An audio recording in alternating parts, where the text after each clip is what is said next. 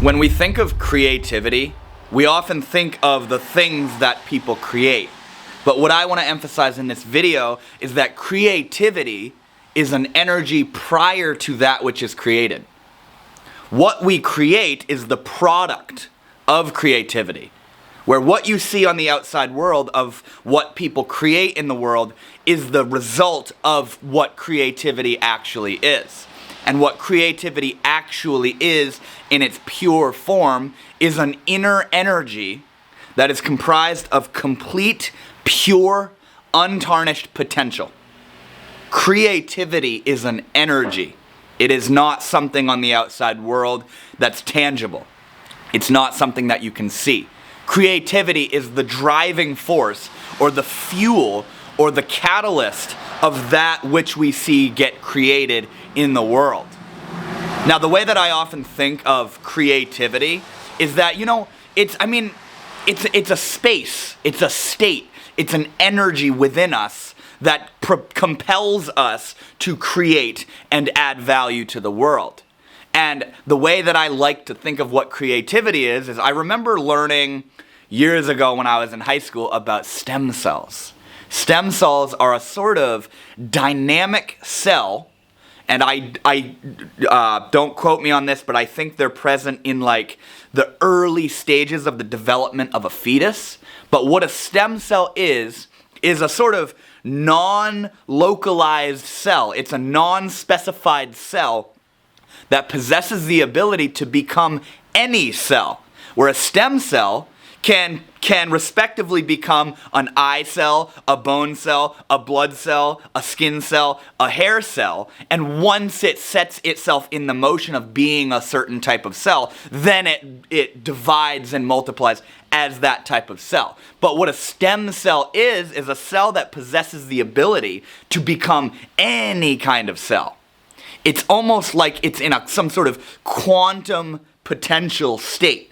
It's a hyper-dynamic kind of cell that can become anything. And that is precisely what creativity is. Creativity, as I stated in the beginning, is not what you see on the outside. It's not the music, it's not the art, it's not the clothing, it's not the videos, it's not the books, it's not the products and the objects that are crafted.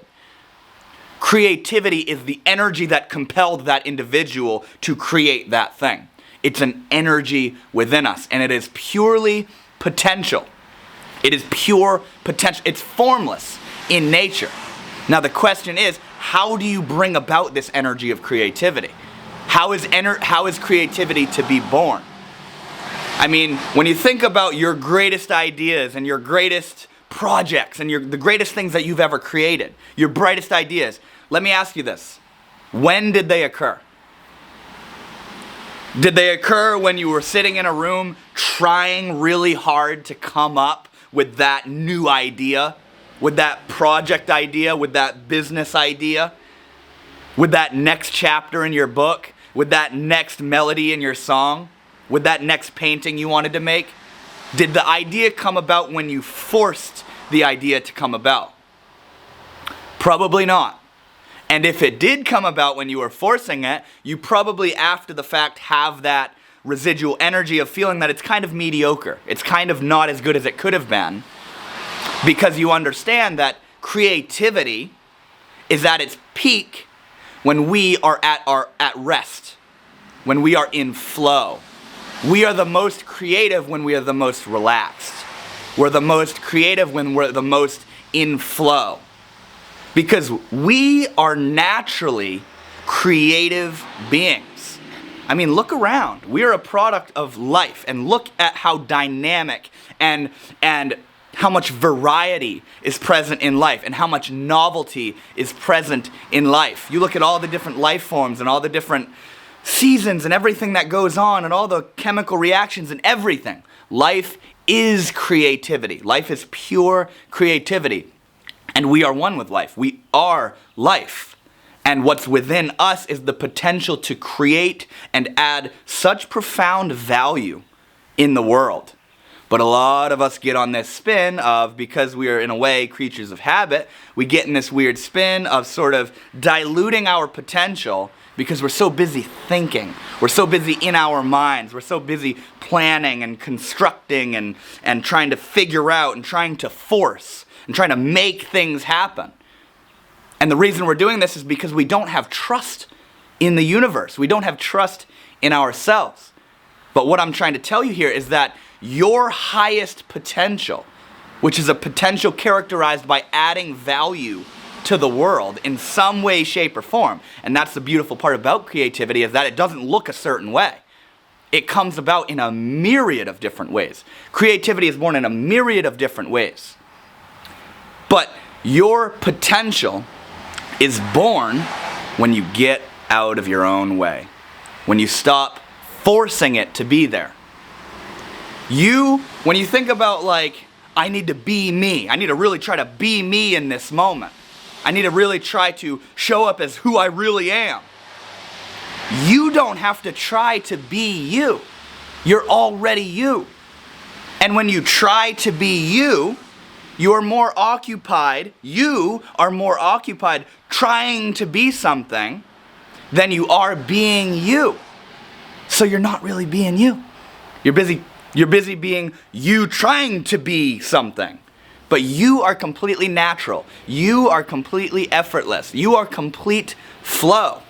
And what's required to tune into that flow, which is where the creative energy is born, is to get out of your own way. Stop trying. Stop applying effort. Stop applying force. There's a story I often share on my YouTube channel of a few years ago. I worked as a landscaper, and one time I was like directed to go get this tool out of the work truck. And it just so happened the tool that I needed was on the bottom of a pile of a bunch of other tools that I didn't need. So what I did was I grabbed the tool on the bottom of the pile and started reefing on it trying to get it out. And all this resulted in is, first of all, I couldn't get the tool out, but also I got frustrated and agitated and worked up and exhausted, and I was hurting myself. I got myself all worked up into a fluster. But then it kind of dawned on me. I said, hey, what I'm going to do is I'm going to move every single tool that's in the way. I'm going to move every single tool effortlessly. I'm going to pick up the tool I need effortlessly, and I'm going to put back all the other tools effortlessly. There's no need to apply force and strain and tension. And what I realized in doing that is that, yeah, it might have taken me a little bit longer, but what I saved myself in the process was my own well-being, my own physical and mental well-being, by taking just that little bit more time to calmly go about it. And see, when we force, when we resist, when we push against, it creates more turmoil. We get in our own way even more. When you think about when you're really upset and you're really in a rut and you're really bogged down, maybe if you're trying to create something and you're really trying to create it, you're really, I'm trying so hard to create this. When you're trying so hard, it's akin to having a body of water that's all muddied up, and you want the water to be clear. So what you're doing by trying is you're trying to push the mud down to clear the water. Now, is that how you clear muddied water? By pushing the mud down? No. What is the way to clear the muddied water? You leave it alone. You keep your hands out of it. You stop fiddling around with it. Muddied water clears best when it's left alone. It clears best when you leave it alone, because the natural process of leaving it alone, the natural result of leaving it alone, is that it clears. It settles itself. This is what's so important and critical in meditation and mindfulness and trusting and allowing and accepting. The term "get out of your own way" is indicative of how we have a natural flow. We have a natural, harmonious flow with the universe, where you don't have to think, plan, try, act, analyze, or do anything. You are completely natural. But we don't really trust that. We don't really trust that if we let go, our dreams will come into fruition, or our responsibilities will be upkept. We don't trust that if we let go, it'll happen still. We don't trust that if we let go of our dream to create that project or that art or that video or that music or whatever it is that we're trying to create, we don't trust that if we let go, it will get created. But it turns out that that's the secret. That's the secret to creation, is let go. Don't force. Don't force. When you think of the most beautiful creations, they come about naturally. Back to the idea of how, when did your brightest ideas come about? Probably when you weren't even trying or thinking about it. Sometimes I'll be driving in my car, bro, and I'll just have this banger of an idea for a video or for a project or a plan that I want to initiate and incorporate into my channel and into what I'm doing. And then, when I get home or whatever, maybe it's a day later and I've lost that flow, I'm back in the mode of trying, then I'm like, okay, I'm gonna try to do this. And it fails. It falls flat. Because that energy comes about only when you're not in the way. Only when there is no resistance. I'm just driving. I'm not busy trying to come up with brilliant ideas. And then all of a sudden, poof, there it is. Now the art is to stay in the flow. How can you initiate action without trying? The secret is to remain in the flow, where what you need to focus on is not getting it done, but getting out of the way. Get out of the way of God. Get out of the way of the flow of nature and the harmony of nature, because you are a natural and innate expression of God. When you think of the most beautiful creations, like I mentioned a moment ago, like a flower. Let's take a flower, for example. You come outside and you see a flower growing. And your zeal and ambition and excitement at, oh my God, this flower is so beautiful, I want to see its blossom. You kneel down and you peel the petals open and you kill it. You get to witness the half-developed beauty real quick, and then it dies. It wilts and dies because of your haste and your ambition to see the beautiful creation. You went in and you played God. You got in the way. You forced the thing to come about. And so it dies, and so it falls short. It's underdeveloped. But then if you see a flower blossoming, and you say, wow, that's beautiful, I want to see what this looks like when it's blossomed, but I'm not going to do anything about it. I trust in nature that it will naturally blossom. So what I'm going to do is I'm going to keep my eye on it. I'm going to keep my eye on it, and I'm going to keep giving it love, and I'm going to pay attention to it. And naturally, in time, it will blossom, and it will flourish in such a profound way, and such a more developed way than if you were to have tried to force it to happen. You know, I'm a bit of a gardener, and you know, there's a few past summers where I was growing certain plants, and I was so hyper fixated on making sure that they were healthy and well kept for and defoliated and good soil and they're watered perfectly and there's good support and they got enough food and all of these variables that I was trying to play God. I was so hyper focused on making sure they were all right that I suffocated them with my love. And they suffered because of it.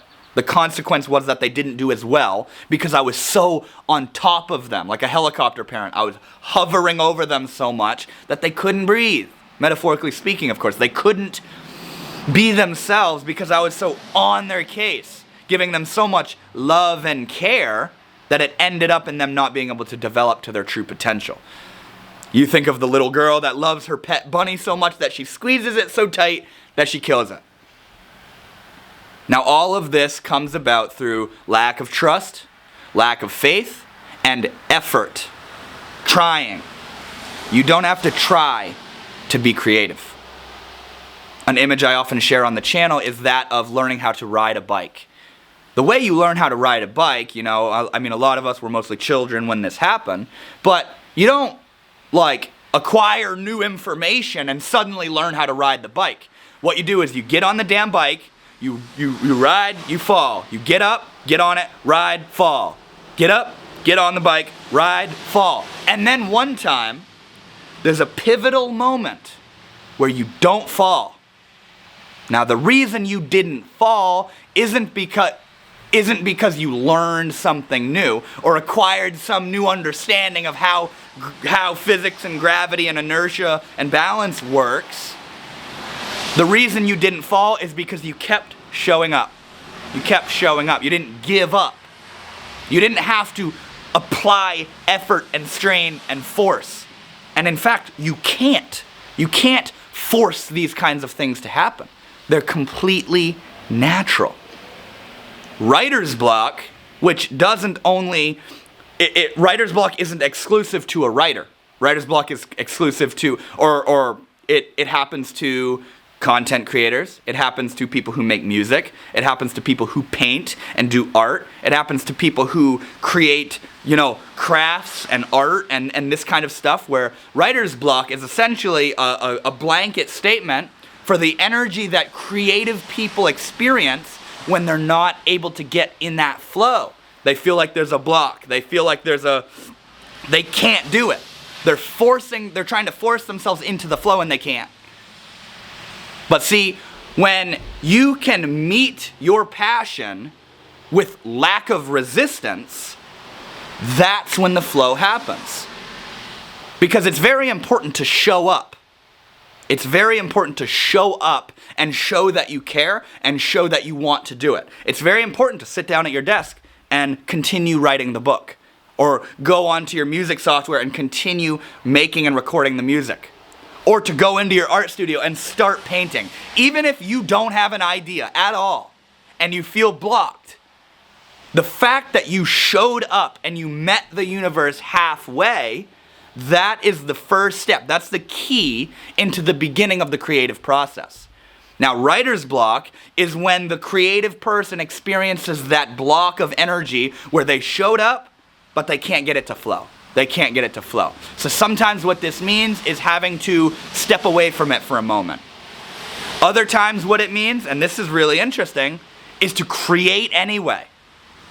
Create anyway. Because a lot of what writer's block is, and I experience this with my videos as well, a lot of what writer's block is comprised of is perfectionism. Not thinking you're good enough.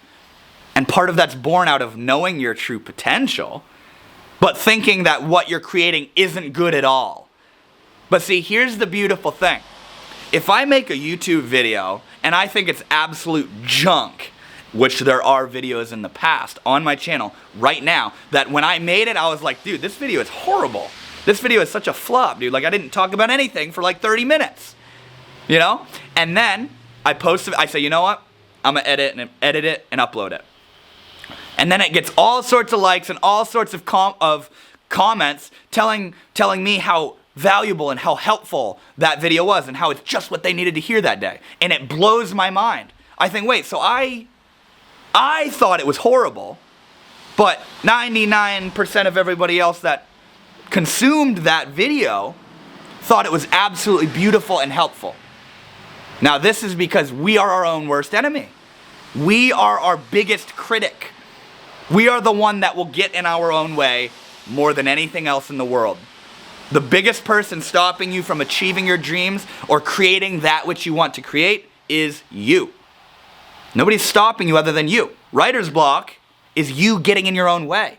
You say, nah, this isn't good enough. I'm not feeling the flow. I'm not in the mood I want to be in. I can't do it. This is a bad idea. All sorts of doubt and inner criticism and all this stuff. But if you show up and you keep creating, you keep going, you push through it, that's when you'll begin to realize that art and creativity is something, it's a dance between you and God, you and the universe. Now, 6 months ago now, I used to make a video like once a month. And then I had this sort of awakening where I completely devoted myself to YouTube. I am in a committed relationship with YouTube. And it blew my mind. It was like the opening of these floodgates. It's like I tapped into this vein that was just ever flowing and ever filling. And I just started pouring out all this content. And it got to the point where it started to blow my mind I was like, where are all these ideas coming from? What is this flow?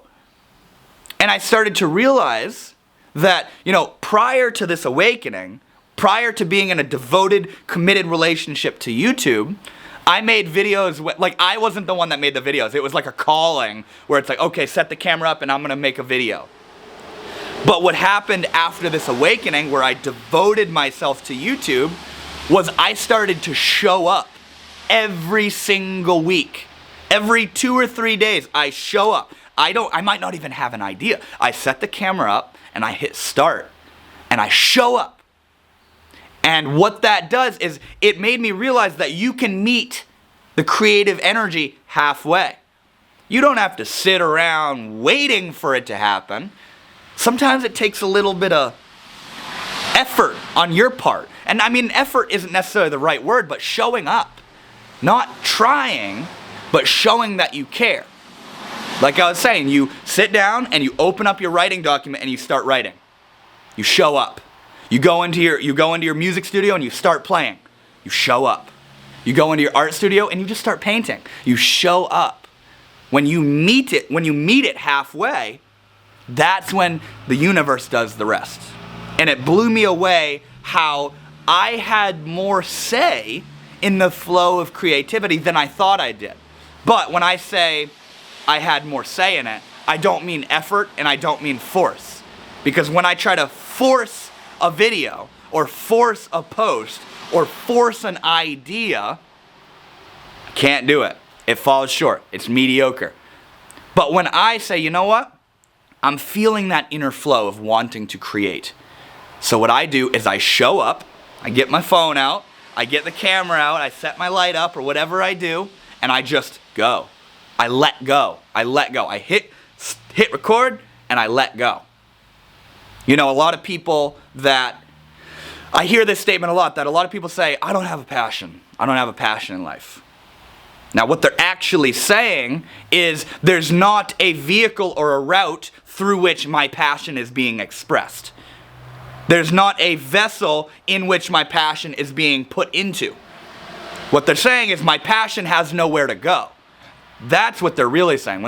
Because you're passionate. You are passionate. When you laugh, that's passion. When you get excited, that's passionate. Passionate, I like that word. When you get in a deep conversation, that's passion. When you cry, that's passion. When you get angry, that's passion.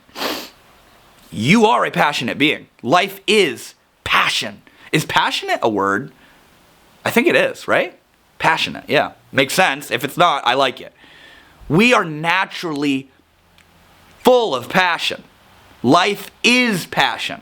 But what a lot of us struggle with is directing and concentrating that passion into a flow that is able to be expressed in the external world. But see, here's the beautiful thing that I've heard. When it comes to finding your passion, when you say, I don't have a passion, I don't know what my passion is, I'm not passionate about anything. Look at this. What do you do every day? What content do you consume? What do you like to talk about? On the weekends, what do you do? Do you go mountain biking? Do you go hiking? Do you go swimming? What kind of videos do you watch? Do you watch videos about sports or entertainment or philosophy or art? What do you do? What do you do with your time? What is it that you consume? What is it that piques your interest? When you look at that, when you say, okay, I watch videos about surfing. Well, maybe surfing has something to do with your passion. And rather than consuming passion, maybe you should start trying to create passion. Or moreover, have a flow for that passion to express itself in. Because we are all passionate beings. It's in the same way somebody says, I'm not creative. It's like, nah, bruh. You just aren't creating. That's all. And a lot of the people who are saying, I'm not creative, are more than likely in their own way. Maybe they haven't even tried to create because they've been so occupied telling themselves, I'm not creative. It's the same thing of if you're overweight or unhealthy and you say, I'll never be fit. Why the hell would you get up and go to the gym if you don't think you'll ever be fit?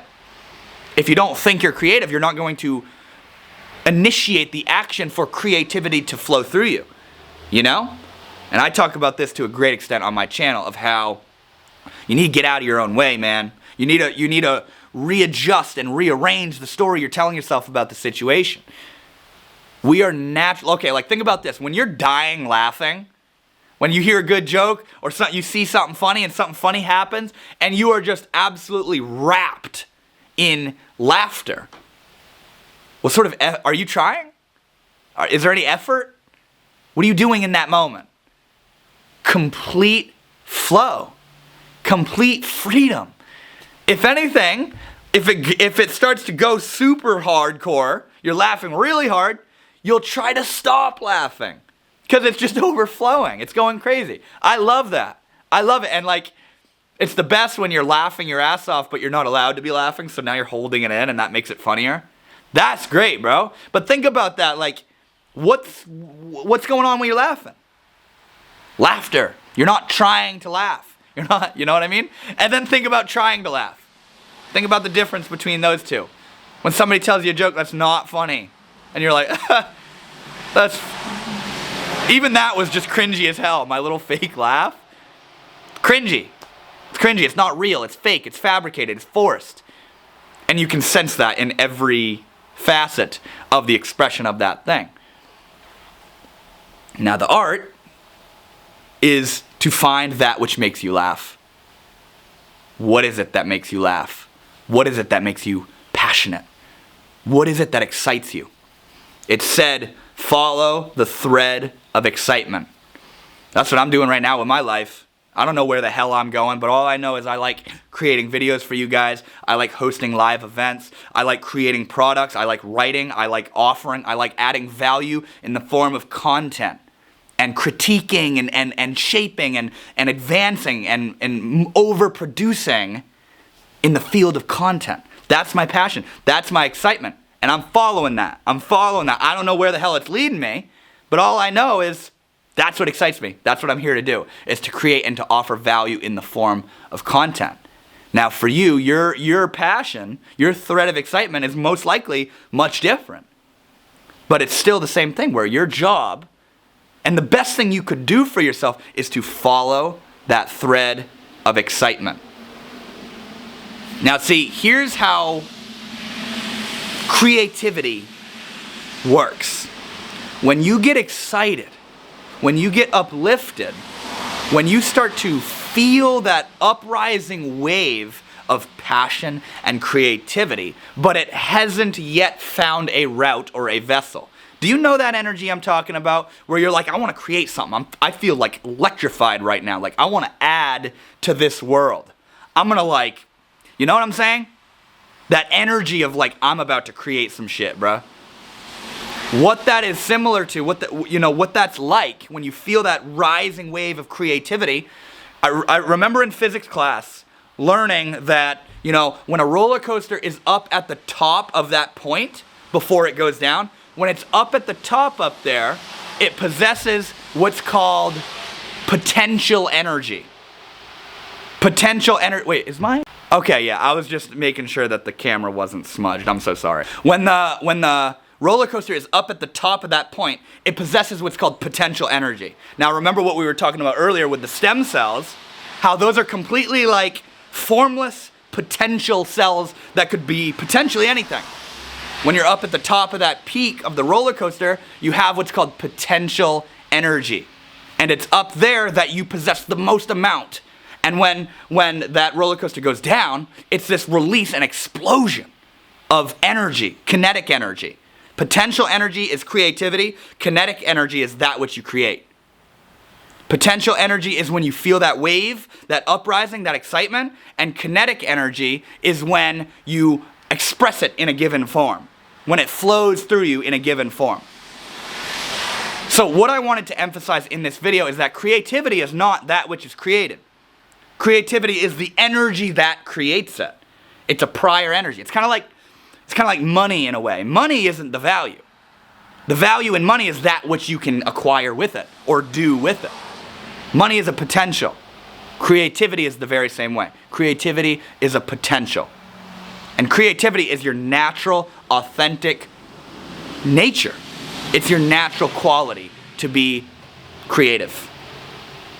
Thank you guys so much for watching this video. I really hope you enjoyed. And if you did enjoy, before you click off this video, leave a like, because it's super easy and it helps these videos go so far. And also, if you like this video or if you watch the content on my channel, subscribe to the channel, because I post stuff like this every single week, and it would mean the world to me to have you to hang out and watch all this content with me. So with that said, thank you all for watching, and I will see you all in the next video.